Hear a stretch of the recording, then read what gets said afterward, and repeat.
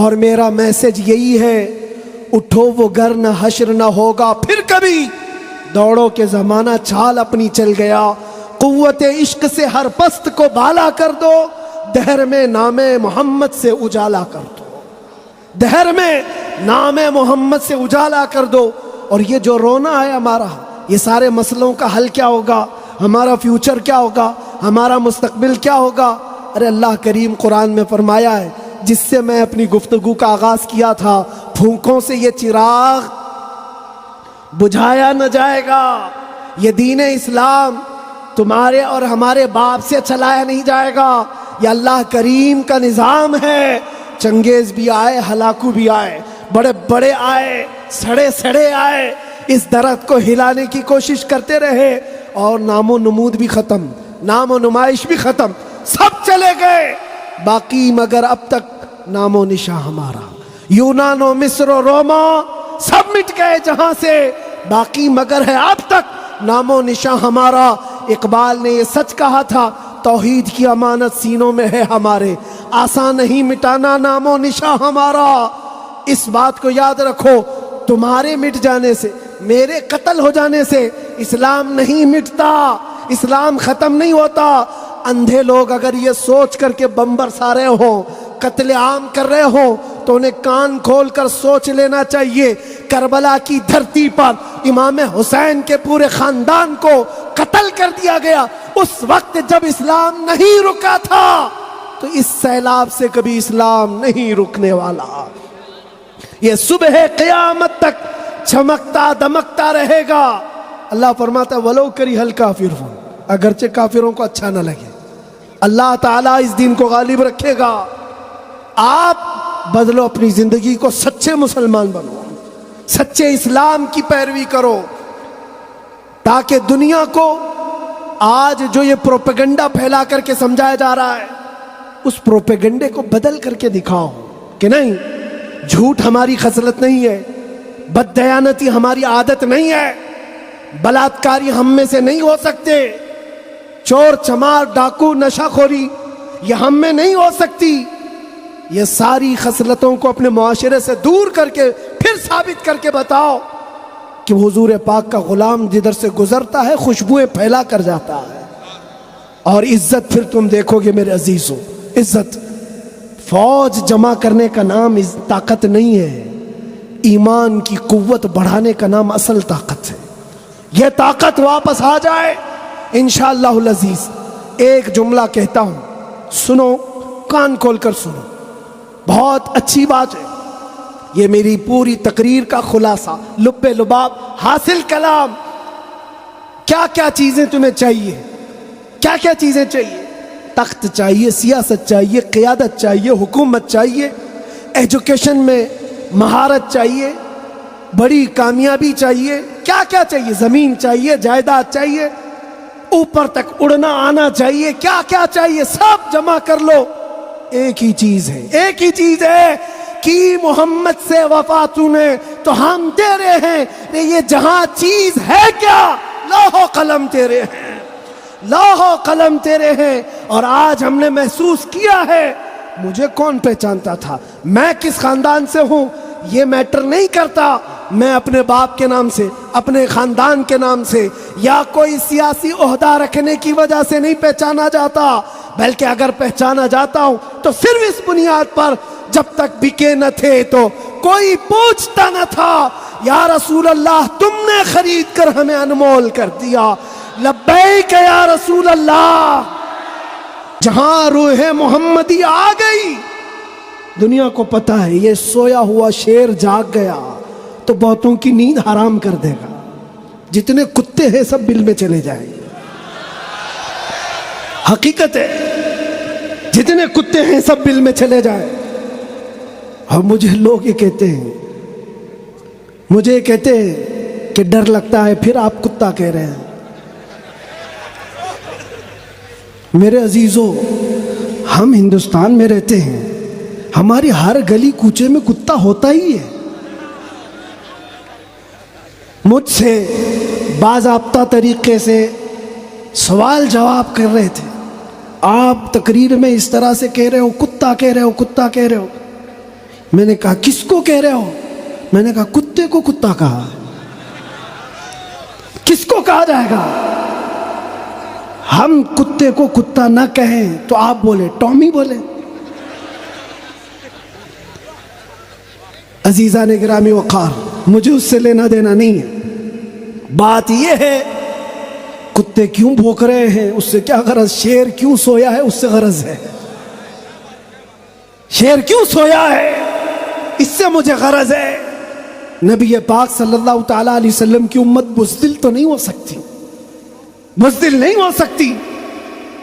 ہم کفن بردوش ہیں، ہم دنیا میں آئے اللہ اکبر سن کر کے آئے، اور جائیں گے تو اللہ اکبر سن کر جائیں گے۔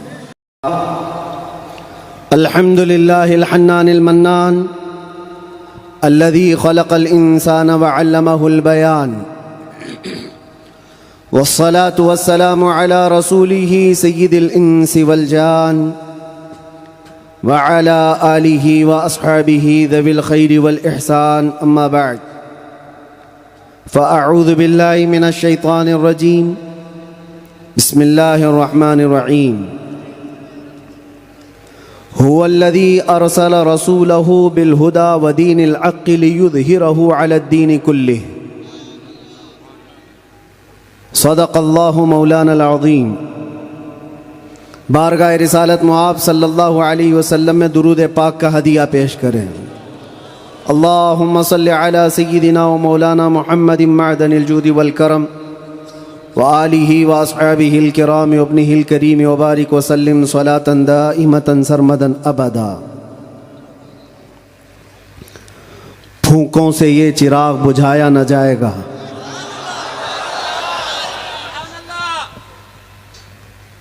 میرے عزیزو، یہاں سے ہم اپنی گفتگو کا آغاز کرتے ہیں۔ آپ کے ہاں اتنا بڑا مجمع جو بیٹھا ہوا ہے، میں محسوس کرتا ہوں کہ علم کا ایک قلعہ آپ کے پاس موجود ہے، علماء کا ایک ذخیرہ موجود ہے، اور بہترین بولنے والے علماء ہیں۔ ناظم اجلاس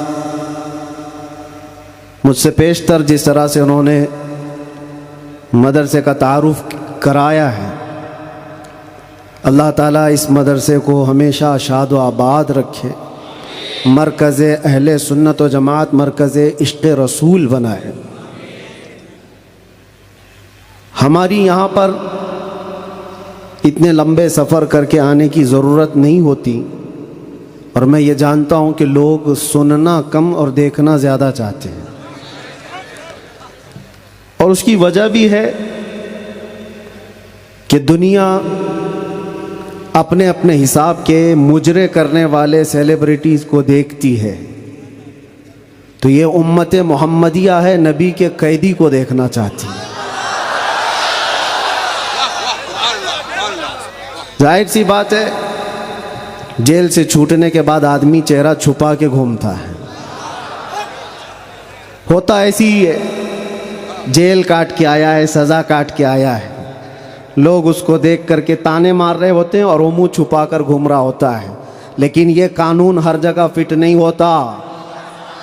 وہ اور ہوتے ہیں جو چہرہ چھپا کے گھومتے ہیں، جو نبی کے نام پر جاتے ہیں، وہ یہاں بھی چہرہ اٹھا کے جیتے ہیں، اور انشاءاللہ قیامت کے دن بھی چہرہ ان کا سرخرو رہے گا۔ اس لیے کہ اقبال نے بہت اچھی بات کہی، آبروئے ما زنا میں مصطفیٰ است، ہم سب کی عزت و آبرو مصطفیٰ کے نام سے وابستہ ہے۔ اور اللہ کریم قرآن عظیم میں ارشاد فرماتا ہے وَلِلَّهِ الْعِزَّةُ وَلِرَسُولِهِ وَلِلْمُؤْمِنِينَ، عزت اللہ کی ہے، رسول کی ہے، اور مومنین کے لیے ہے۔ ہم نے دیکھا ہے میرے عزیزو، جن لوگوں کو آج سیلیبریٹی کہا جاتا ہے یا پاورفل شخصیت کہا جاتا ہے، سیاست میں آنے کی وجہ سے یا پھر گلیمر کی دنیا میں آنے کی وجہ سے، ٹیلی ویژن کے اوپر آنے کی وجہ سے، ان کے حالات ایسے ہیں کہ جب تک جوانی ہے ان کی چاندنی ہے، اور جب تک ان کا شباب ہے وہ چمک رہے ہیں، جہاں چہرے پہ جھریاں پڑ گئی نیا ہیرو آ جائے گا۔ دنیا ایک نیا ہیرو اپنا ڈھونڈ لیتی ہے، اور یہ دنیاوی حسن و جمال پر اترانے والوں کی زیادہ لائف نہیں ہوتی، وہ برقرار نہیں رہ سکتے، نہ ہی سیاست کی کرسی پر بیٹھ کر کے اقتدار جمانے والے۔ ہم نے ان کو بھی دیکھا ہے، نئی پارٹی آئی اور بوڑھے کو سائیڈ میں لگا دیا گیا ہے۔ اب بوڑھوں کو کوئی پوچھتا بھی نہیں ہے، 40 سال بیچارے خدمت کرتے رہے اور آج ریٹائرمنٹ کی کربناک زندگی گزارنے پر مجبور ہو گئے۔ لیکن یہ مصطفیٰ کی غلامی کی دنیا الگ ہے۔ یہاں حضور پاک صلی اللہ تعالیٰ علیہ وسلم کا غلام ایک عالم دین جتنا بوڑھا ہوتا جاتا ہے اتنی عزت اس کی بڑھتی چلی جاتی۔ یہاں بوڑھوں کی عزت کم نہیں ہوتی، بلکہ اس کو بوڑھا کہاں کہتے ہیں؟ جوان بیٹھے ہوتے ہیں لیکن بوڑھے عالم دین کو فیصل بنا کر بٹھاتے ہیں۔ جو زیادہ عمر والا ہو گیا، وہ تجربے والا زیادہ ہو گیا، اس کی عزت بڑھتی چلی گئی، اس لیے کہ یہ عزت پاؤڈر لالی کی عزت نہیں ہے، یہ میرے مصطفیٰ کے قدموں سے حاصل کی ہوئی عزت ہے۔ ہم نے دیکھا ہے مرشد گرامی حضور تاج الشریعہ بدر الطریقہ کو عمر 75 سال کی ہو گئی، بڑھاپا تھا، لیکن ایک جگہ انہیں بٹھا دیا جائے اور لاکھوں کو ایک طرف دنیا لاکھوں کو دیکھنا چھوڑ دے گی، اس ایک مرد قلندر پر دیکھتی رہ جائے۔ کیا یہ حقیقت نہیں؟ ان کو دیکھی ہوئی آنکھیں موجود ہوں گی۔ وہ حسن و جمال نبی پاک صلی اللہ تعالیٰ علیہ وسلم کی غلامی سے حاصل کیا ہوا حسن و جمال ہے۔ اسی لیے میرے عزیزو یاد رکھو، اسی بات پر میں کہتا ہوں، آبرو ما زنا میں مصطفیٰ است، ہم سب کی عزت و آبرو مصطفیٰ کے نام سے ہے۔ ہر چے دری دنیا باد مصطفیٰ است، جو کچھ اس دنیا میں ہمارے پاس ہے وہ نبی کے بعد ہے۔ جو بھی رشتہ ناتا ہے، جو بھی تعلق ہے، وہ سب حضور پاک کے بعد ہے۔ نبی سے ہو جو بیگانہ اسے دل سے جدا کر دے، پدر مادر برادر جان و مال ان پر فدا کر دے۔ یہ ایمان کا تقاضا ہے، اور ایمان اسی کا نام ہے۔ اور اعلیٰ حضرت امام اہل سنت فاضل بریلوی کیا فرماتے ہیں؟ ایمان کسے کہتے ہیں؟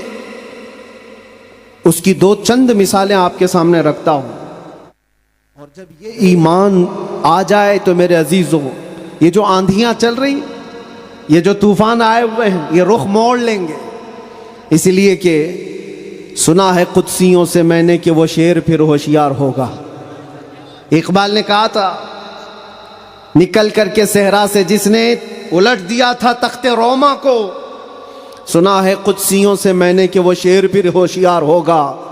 وہ مکہ کے رہنے والے، مدینہ طیبہ کی چٹائیوں پر بیٹھنے والے، ایک کھجور پر پورا دن اکتفا کرنے والے، پیوند لگے کپڑے پہننے والے، وہ رسول پاک کے غلام، لیکن نکلے تھے مکہ سے پیوند لگے کپڑے بغیر چپل کے۔ اس وقت کی دو سپر پاور طاقتوں کو گھٹنے ٹیکنے پر مجبور کر دیا تھا۔ تخت روما کو الٹ دیا تھا، رومن ایمپائر، اور پرشین ایمپائر جن کو قیصر و کسریٰ کہا جاتا ہے، دونوں کو جھکنے پر مجبور کر دیا تھا۔ تاریخ کی یہ سچائیاں بتاتی ہیں۔ کون لوگ تھے وہ؟ خالد بن ولید، سیف اللہ المسلول، 4 لاکھ صلیبیوں کے سامنے مقابلے کے لیے کھڑے تھے۔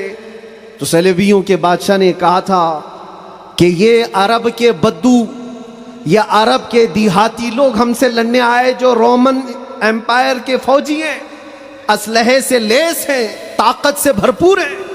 تو خالد بن ولید نے کیا کہا تھا جانتے ہو؟ آپ نے کہا تھا، رومیو، جس طرح تمہارے فوجی شراب پسند کرتے ہیں، ہم وہ فوج لے کر کے آئے ہیں، تمہاری شراب سے زیادہ ہم شہادت پسند کرتے ہیں۔ یہ وہ لوگ ہیں جو شہادت کے لیے جیتے ہیں۔ عزیزان گرامی وقار، وہ ایمان کامل جب آ جائے تو پھر یہ طوفان اور یہ آندھیاں اپنا رخ موڑ لیں گی۔ آج وجہ یہی ہے، ان سے پھرے جہاں پھرا پھرائی کمی وقار میں، ان کے جو ہم غلام تھے خلق کے پیشوا رہے۔ حضور پاک صلی اللہ تعالیٰ علیہ وسلم کی غلامی سے جہاں کہیں تم منہ پھیرو گے، تھوڑا سا بھی ہٹو گے عزت نکال لی جائے گی، عزت ختم کر دی جائے گی۔ تمہیں جو مرتبہ ملا ہے وہ خیر امت ہونے کا، وہ حضور کی غلامی کی وجہ سے ملا ہے۔ عمر ابن خطاب رضی اللہ تعالیٰ عنہ 36 لاکھ اسکوائر کلومیٹر پر حکومت کرتے تھے۔ تب آپ نے یہ نہیں کہا خطاب کا بیٹا عمر اتنے بڑے خطے پر نگران حکومت کر رہا ہے، بلکہ آپ نے کہا تھا ہمیں آج جو عزت ملی ہے وہ حضور کی غلامی کی وجہ سے ملی۔ وہ فخر یہ کرتے تھے، خالد بن ولید 125 جنگوں میں گئے، ہر جگہ فتح یابی، ہر جگہ فتح۔ کبھی خالد بن ولید نے یہ نہیں کہا میرے بازوؤں میں وہ طاقت ہے کہ میں ہر پہلوان کو زیر کر دیتا ہوں، جس جنگ میں جاتا ہوں فتح کے جھنڈے گاڑ دیتا ہوں۔ نہیں، خالد بن ولید کا ایمان تو یہ تھا کہ ان کے سر پر ایک ٹوپی تھی جس میں حضور کے 3 موئے مبارکہ تھے۔ وہ فتح کا صحرا انہی موئے مبارک کو دیتے اور کہتے یہ نسبت میرے ساتھ ہے، اس لیے اللہ مجھے ہر جگہ فتح عطا کرتا ہے۔ انہیں جو عزتیں ملی تھی دنیا میں، جو اقتدار ملا تھا، وہ حضور کی غلامی کی بنیاد پر، اور آج ہمارے پاس جو عزت ہے وہ حضور کی غلامی کی وجہ سے۔ نبی پاک صلی اللہ تعالیٰ علیہ وسلم کی بات کرتے رہو۔ ایک جملہ میں اکثر کہا کرتا ہوں، ان کی بات کرو ہر دل پہ راج کرو، ان کی بات کرو ہر دل پہ راج کرو۔ دیکھنا آپ جو اس مذہب میں اس طریقے پر جتنا بڑھتا جاتا ہے اللہ اس کی عزت میں اضافہ کرتا ہے۔ تم اگر 70 دروازوں میں بند ہو کر کے بھی بیٹھے رہو، اللہ تمہاری محبت خلق کی دلوں کے اندر ڈالتا ہے۔ ہم نے ایسے ایسے علاقوں کا سفر کیا جس کا نام میں نے زندگی میں کبھی سنا ہی نہیں، گاؤں ہے، دیہات ہے۔ راجستھان کے علاقے سے کچھ حضرات آئے تھے، نہایت غریب علاقے کے لوگ، اور مجھ سے بعد رمضان آ کر ایک مفتی صاحب تھے، اس کے نمائندے تھے، انہوں نے کہا ہمارے قافلے میں یا جس جگہ سے میں نمائندہ بن کر کے آیا ہوں وہاں کے لوگوں میں غریب لوگ ہیں، 3 مہینے تک انہوں نے صرف آپ کے لیے روزے رکھے، مطلب اللہ رب العزت کے لیے، کہ آپ جب اندر تھے ان روزوں کے ذریعے سے اللہ تبارک و تعالی رحم فرمائے۔ یہ باتیں میں نے ایک جگہ سے نہیں، دنیا کے کتنے خطوں سے سنا۔ ہر جگہ سے لوگ یہ جو دعاؤں کا سلسلہ رکھے ہوئے تھے، کس نے ان کو دعاؤں کے لیے آمادہ کیا تھا؟ کون ہے؟ یہ ساری خلقت مجھے پہچاننے والی کیسے بن گئی؟ ان کے دلوں کے اندر کون ڈالا کہ 8 مہینے دروازوں کے اندر ایسا بند تھا کہ میرے بچے مجھے نہیں دیکھ سکتے تھے، میرے بھائی بہن مجھے دیکھ نہیں سکتے، مجھے ملاقات کرنے کی بھی اجازت نہیں دی جاتی، جب اتنے دروازوں کے اندر بند رکھا گیا تھا جہاں چڑیا بھی نہ اڑے۔ لیکن میں نے یہ محسوس کیا لاکھوں دلوں میں اللہ رب العزت نے محبت ڈال رکھی تھی۔ اس کی وجہ یہ ہے، چوری کر کے گیا ہوتا، لوٹ مار کر کے گیا ہوتا تو لوگ یہی کہتے کہ کچرا تھا چلا گیا۔ حضور پاک کی بات کر کے جائے تو مرنے کے بعد بھی اللہ اس کو دلوں کے اندر زندہ رکھتا۔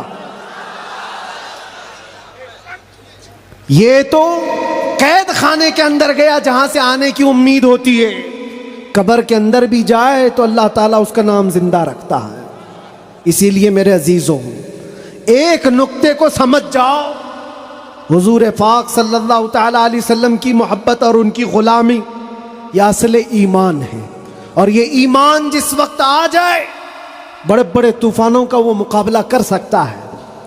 آج پوری دنیا کے مشاہدے سے یہ پتہ چلتا ہے، ہنگامے اتنے ہو چکے، اتنے خطرناک طریقے سے امت کو لرزہ دیا گیا ہے، لیکن اس امت کا حال یہ ہے کہ یہ خواب گراں میں ہے، یہ ایک لمبی نیند میں ہے۔ ہمارے نوجوان، وہ بچے جن کو میں آج بھی نشے کے اڈوں پر دیکھتا ہوں تو دل روتا ہے۔ جیل کے قیدیوں میں اکثر وہ لوگ تھے جو نشہ کرتے تھے یا بیچتے تھے، پکڑے گئے اور اندر آئے۔ نام کتنے اچھے ہیں تمہارے اور کام کس طرح کے ہیں۔ کئی لوگوں نے توبہ کیا لیکن وہ ایک جیل کی بات نہیں، یہاں تقریباً 10 جیلوں میں یہی حال ہے۔ اے نوجوانوں، یاد رکھو ایک بات، اگر حضور سے محبت کرتے ہو تو ہر جمعرات کو تمہارے اعمال فرشتے حضور کی بارگاہ میں لے جاتے ہیں۔ ہر جمعرات کو فرشتے تمہارے نام کے ساتھ حضور کی بارگاہ میں پیش کرتے ہیں، فلاں بن فلاں نے ہفتے بھر یہ کام کیے۔ حضور پاک صلی اللہ علیہ وسلم فرماتے ہیں میں اپنے ہر امتی کو اس کے باپ کے نام سے پہچانتا ہوں، ہر امتی کو پہچانتا ہوں۔ جب اس کے برے اعمال مجھ تک پہنچائے جاتے ہیں تو مجھے غم ہوتا ہے، میں استغفار کرتا ہوں اللہ کی بارگاہ میں، اور جب اچھے اعمال پیش کیے جاتے ہیں تو اللہ کی بارگاہ میں شکر بجا لاتا ہوں۔ تھوڑا اپنی زندگی کے اوپر نظر ڈال کر دیکھو، کتنے ہفتے ایسے گزر گئے ہوں گے کہ جب ہمارے برے اعمال حضور کی بارگاہ میں پیش کیے جا رہے ہو۔ کیا یہ اب بھی بدلنے کا وقت نہیں ہے نوجوانوں؟ دنیا یہ چاہتی ہے کہ تم نشے کے اڈوں میں کھوئے رہو۔ کچھ علاقوں میں ایسے بھی میں نے دیکھے ہیں جہاں بڑے بڑے لوگوں کا انہیں سپورٹ ہے کہ کرو تم نشہ، بیچو تم نشہ، تمہاری نسلیں برباد ہو جائیں، تمہارا علاقہ برباد ہو جائے۔ آج سے صرف 70 سال پہلے کی بات ہے، ہمارے اس ملک میں ایجوکیشن لیول اس وقت بھی مسلمانوں کا سب سے اوپر تھا، اور آج آپ بخوبی دیکھ سکتے ہیں کس طرح سے ہمیں پکارا جا رہا ہے، کیسے ہمیں تانے دے کے سارے ڈیبیٹ کیے جا رہے ہیں۔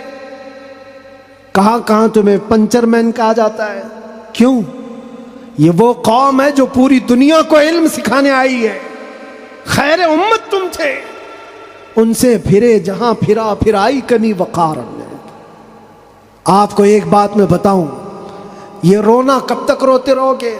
یہ ہماری جائیدادیں لوٹ رہے ہیں، یہ ہمارے وقف کی املاک کو ہڑپ کرنے جا رہے ہیں۔ دین پر، قرآن پر، اسلام پر، حضور کی ذات پر، ہر چیز پر نشانے اور ہر چیز پر انگلیاں اٹھائی جا رہی۔ تم کب تک احتجاج کرتے رہو گے؟ کب تک سڑکوں پر آؤ گے؟ کب تک اپنی آوازیں اٹھا کر کے پوچھتے رہو گے؟ کیا تمہارا کام صرف اتنا ہی رہ گیا؟ ایک بات یاد رکھو، جو ڈاکو ہوتا ہے اس کا کام ہی ہے لوٹنا۔ آج وہ کیا لوٹ رہے ہیں، کس پر ڈاکہ ڈال رہے ہیں، میں اس کی بات نہیں کرتا۔ مجھے رہزنوں سے غرض نہیں، تیری رہبری کا سوال ہے۔ تم امت مصطفیٰ ہو، تم کن کاموں میں مصروف ہو یہ دیکھنے کی بات ہے۔ مجال نہیں ہوتی میرے عزیزوں، مسجد، مدرسہ، مزارات اولیاء، حضور کی ذات، قرآن اور اللہ کی ذات یہ بہت بلند ہے۔ صرف تمہاری داڑھی کی طرف بھی انگلی اٹھانے کی کسی کی ہمت نہ ہوتی اگر تم سچے غلام ہوتے، کیونکہ یہ اللہ کا وعدہ ہے، وَلَا تَهِنُوا وَلَا تَحْزَنُوا وَأَنْتُمُ الْأَعْلَوْنَ إِن كُنتُم مُؤْمِنِينَ۔ تم گھبراؤ مت، پریشان مت ہو، تم سب سے زیادہ بلند رہو گے اگر تم سچے ایمان والے ہو۔ اور ایمان کسے کہتے؟ ایمان کسے کہتے؟ لا یؤمن احدکم حتی اکون احب الیہ من والدہ وولدہ والناس اجمعین۔ یہ میرے آقا صلی اللہ علیہ وسلم فرماتے ہیں تم میں سے اس وقت تک کوئی پورا مومن نہیں ہو سکتا جب تک کہ ساری دنیا تمہارے مال، اولاد، ماں باپ سب سے زیادہ مجھ سے محبت نہ کرے۔ اور ابھی میں سوال کرتا ہوں، سارے ہاتھ بھی اٹھا دیں گے، بہت سارے کھڑے بھی ہو جائیں گے، جوش میں بھی آ جائیں گے۔ صرف اگر میں اتنا پوچھوں، کیا آپ اپنے نبی پاک صلی اللہ علیہ وسلم سے اپنی جان سے زیادہ محبت کرتے ہیں؟ میں ہاتھ اٹھانے نہیں کہہ رہا ہوں، سب تو کہتے ہیں۔ یہ سوال ایسا ہے، حضرت ابو بکر شبلی کہتے ہیں اسی سوال سے میں ڈرتا ہوں ہمیشہ کہ اگر کوئی پوچھ لے مجھ سے کیا تو حضور پاک صلی اللہ علیہ وسلم سے اپنی جان سے زیادہ محبت کرتا ہے، اس سوال سے تو میں ڈرتا ہوں۔ پوچھا گیا کیوں؟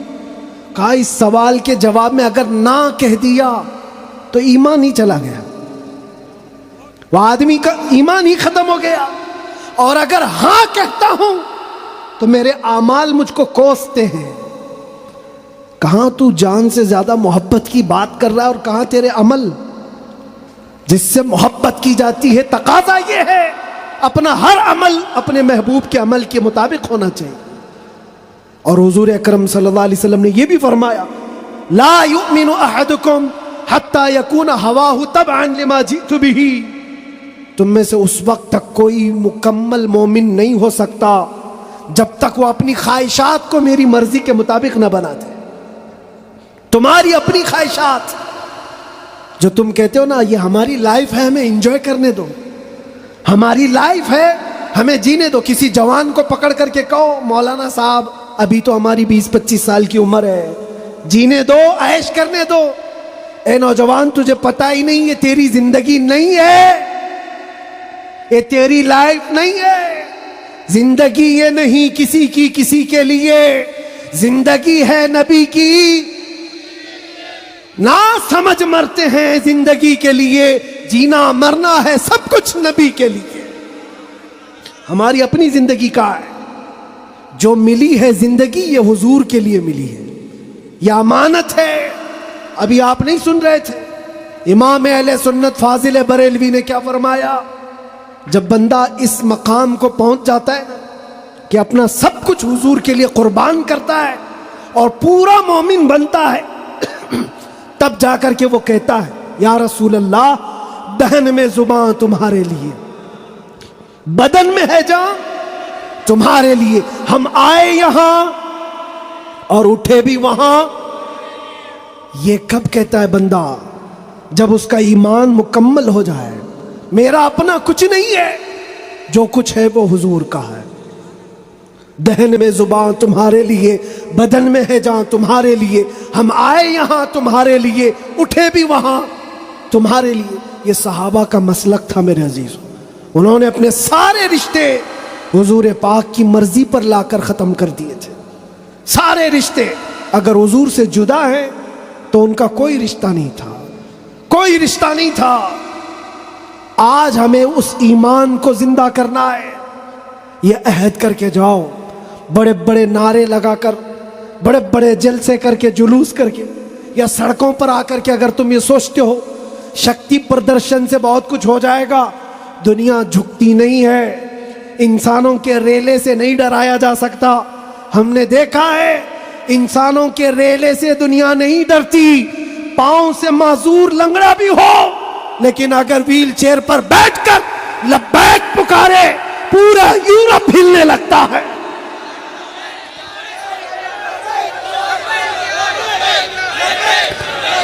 دنیا یہ سیلاب سے نہیں ڈر رہی. دنیا کو اگر خوف ہے تو صرف اس ایمان سے جو عمر ابن خطاب کا تھا, اس ایمان سے ڈر ہے جو خالد بن ولید کے اندر تھا. اسی لیے انگریز آج سے 100 سال پہلے کیا کہہ کر کے گئے تھے پتہ ہے؟ ہمارے بارے میں یہ کہہ کر کے گئے تھے یہ فاقہ کش موت سے ڈرتا نہیں, ذرا روح محمدی اس کے بدن سے نکال دو. وہ یہ کہتے تھے روح محمدی اس کے بدن سے نکال دو. ڈر اسی بات سے ہے, ڈر اسی بات سے ہے. جہاں روح محمدی آ گئی دنیا کو پتہ ہے یہ سویا ہوا شیر جاگ گیا تو بہتوں کی نیند حرام کر دے گا. جتنے کتے ہیں سب بل میں چلے جائیں گے. حقیقت ہے جتنے کتے ہیں سب بل میں چلے جائیں. اور مجھے لوگ یہ کہتے ہیں, مجھے کہتے ہیں کہ ڈر لگتا ہے, پھر آپ کتا کہہ رہے ہیں. میرے عزیزوں ہم ہندوستان میں رہتے ہیں, ہماری ہر گلی کوچے میں کتا ہوتا ہی ہے. مجھ سے باضابطہ طریقے سے سوال جواب کر رہے تھے, آپ تقریر میں اس طرح سے کہہ رہے ہو, کتا کہہ رہے ہو, کتا کہہ رہے ہو. میں نے کہا کس کو کہہ رہے ہو؟ میں نے کہا کتے کو کتا کہا. کس کو کہا جائے گا؟ ہم کتے کو کتا نہ کہیں تو آپ بولے ٹامی بولے.